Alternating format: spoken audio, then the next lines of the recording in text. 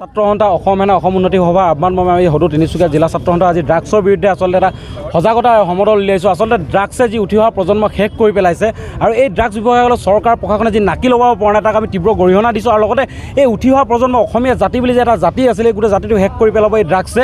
আৰু এই কথা যে যি এটা মহামাৰীৰে বিয়পি গৈছে, যোনখন গাঁৱত আমি এটা কথা কওঁ য'ত মোবাইলৰ নেটৱৰ্ক নাপায় সেই ঠাইতো আজিকালি ড্ৰাগছ পাবলৈ মানে সহজতে পাবলগীয়া এটা ব্যৱস্থা হৈছে। ড্ৰাগছ কানি যি ধৰণৰ মাদক দ্ৰব্য যি ধৰণৰ ব্যৱস্থা চলিছে গোটেইখিনি নাকি লগাব লাগিব স্পষ্টভাৱে।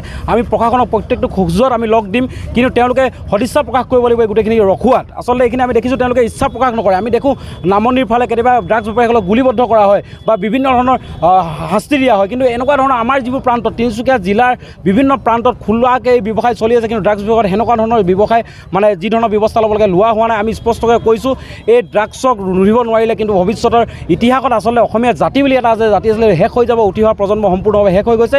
সেইবাবে আজি আমি ৰাইজকো সজাগ হ'বলৈ আহ্বান জনাইছোঁ। লগতে আমি বিভিন্ন জাতীয় জনগোষ্ঠীয় দল সংগঠন ইয়াত আমাৰ ছাত্ৰ ছাত্ৰী অংশগ্ৰহণ কৰিছে। আমি ড্ৰাগছৰ বিৰুদ্ধে সজাগতাৰ ৰেলী উলিয়াইছোঁ। লগতে এটা সকীয়াই দিছোঁ যোনে ড্ৰাগছ ব্যৱহাৰ কৰে তেওঁক যদি আমি ধৰি ব্যৱস্থা ল'বলগীয়া হয়, কিন্তু প্ৰশাসনে লয় বা নলয়, কিন্তু আমি এইবাৰ জিলা ছাত্ৰ সন্থাই ব্যৱস্থা ল'বলৈ আমি দায়িত্ব হাতত লৈছোঁ। অসমৰ যিটো বৰ্তমান সময়ৰ আটাইতকৈ ভয়ংকৰ সমস্যা ড্ৰাগছৰ এগেইনষ্টত আজি এইটো ৰেলীটো হৈছে আৰম্ভ কৰা হৈছে। আছোঁ অসম উন্নতি সভা আৰু অসম সেনা আছোঁ।